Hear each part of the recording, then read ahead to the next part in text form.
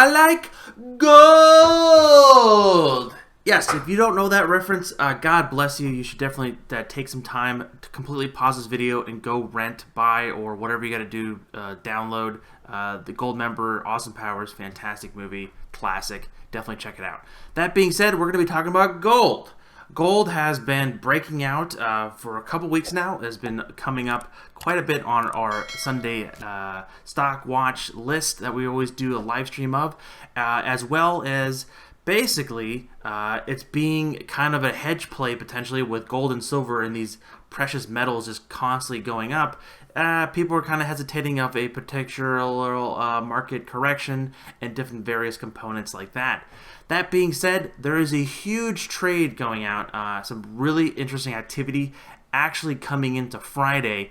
We can kind of look at the tab. Basically, some particular trades, some of them at $20 million.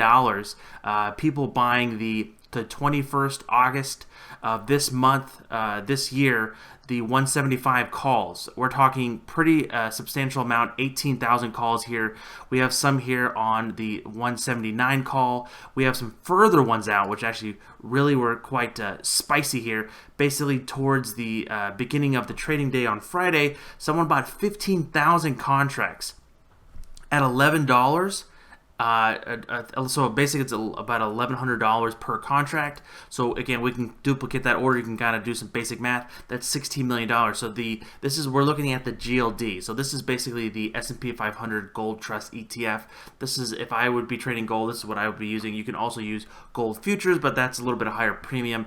And there's some other various ETFs that you can use as well, like Nugget and things like that.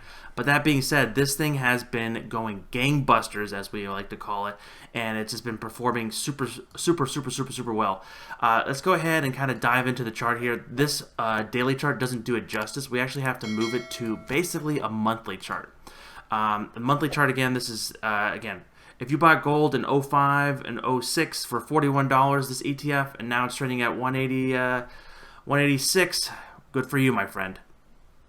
That being said, we have had that large movement after the 08-09 market correction, basically a recession, really came through. The gold kept on rising up until like 2011.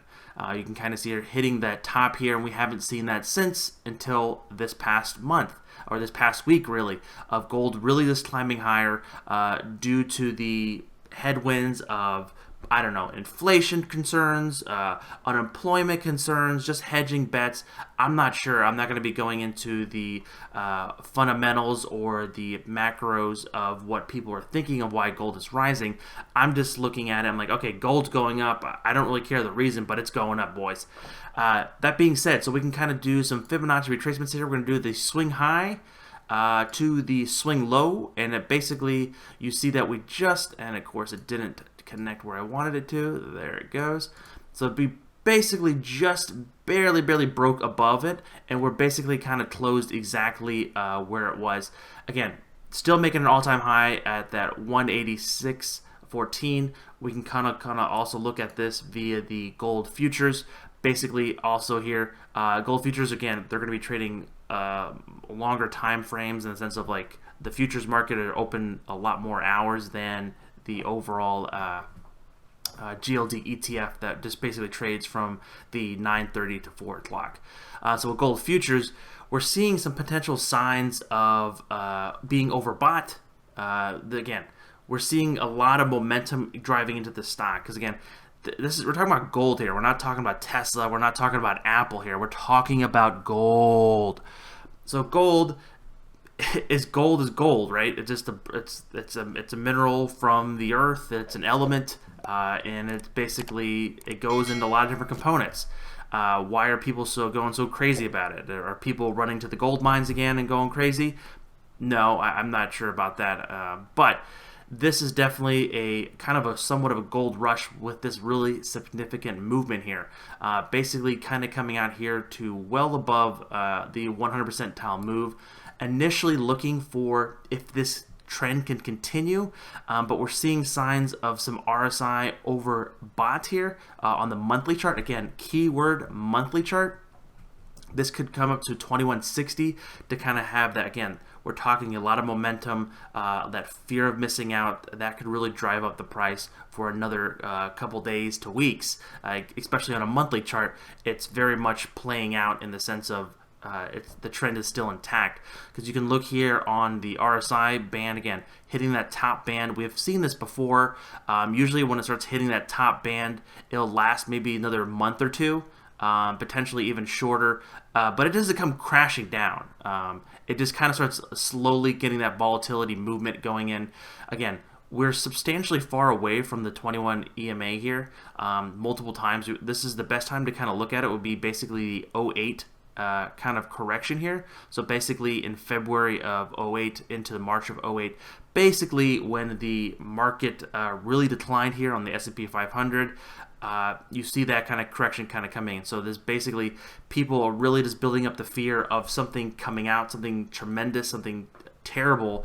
I'm not sure. This is a fear gauge. I'm not 100% sure.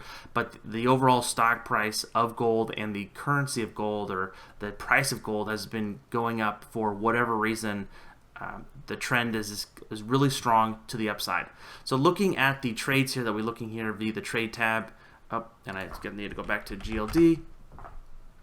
We're seeing again a lot of trades being, and we're not talking very small positions here. We're talking well over millions of dollars of positions. Even so, what we always look at is what the delta is.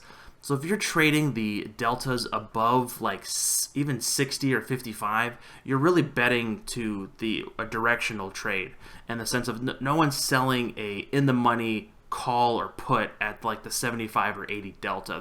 It doesn't make worthwhile. That being said, these are just pretty bullish trades. We are seeing some selling towards the end of the day.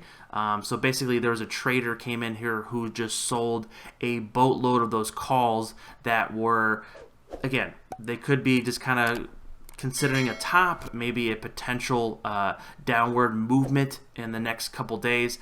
Basically kind of calling a top at 197 to basically selling the 197s mostly, and then the 187s, and then also the 185 calls within the chart. So we can kind of look here on the chart here, looking for that potential. If this can continue to move, again, we're looking on a monthly chart, looking for that momentum to kind of continue, looking for a potential stall at any level, basically, since the overbought symbol is pretty strong here on the RSI, especially on a monthly channel.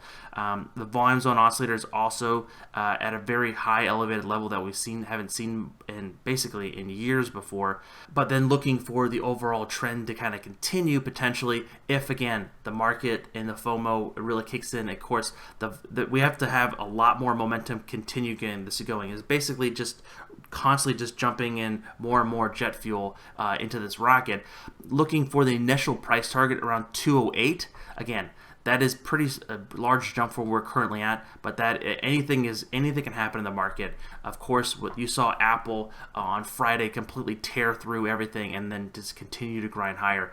Especially with the GLD here, we're seeing some really strong upward pressure. We've seen here we potentially can get a pullback, kind of bouncing around here. If the cannot break above the 185 level to break to the 208 level, $200 could be a nice round number as well for a price target. Again, being a little bit on the emotional, psychological side of numbers and how humans think and things like that. That being said, if we can get above 185, the next leg lower, if you're going to try to short this and try to be staying in front of this freight train, is going to be looking for some downside support around 167, and then we'll come down to 153 there as well for the GLD. Again, anything can happen. This balloon can pop, a wheel can fall off, and this can kind of come crashing down. Usually it's a nice escalator or staircase up and then an elevator down. Looking at what previously happened, again, it doesn't mean that the same thing will happen before, but we hit that top here in the summer of 2011 as well, and then kind of traded sideways for a substantial amount of time, basically trading around the 167 to 153 level to kind of then towards the end of the year into 2013 really came crashing down pretty substantially. So basically, just be super mindful, know your support and resistance levels, and do not get too emotionally tied and just trying to get that fear of missing out. If you're not in this trade, it's going to be very difficult, like myself, it's going to be very difficult for me to get into this trade to the long side. Really would need to wait for a pullback or some kind of potentially just selling some premium and some puts or calls. But this thing has already run. If you've been in it, round of applause, great trade, and great moves there without a doubt. Again, guys, if you're interested in joining the Discord, it's completely free down below. Definitely check it out. There's some fun stuff going on here. We just posted a video about Nikola, and then also we have a fantastic new feature on the awesome join button on the bottom of your screen here to kind of help the membership tab within YouTube. You can have access to the live streams and some other various perks on once you go up the rungs, if you ever do so, and consider subscribing and joining that. Again, guys, thank you so much for watching. This is Ken from the Dyslexic Investor, and I'll catch you guys on the flip side. Peace!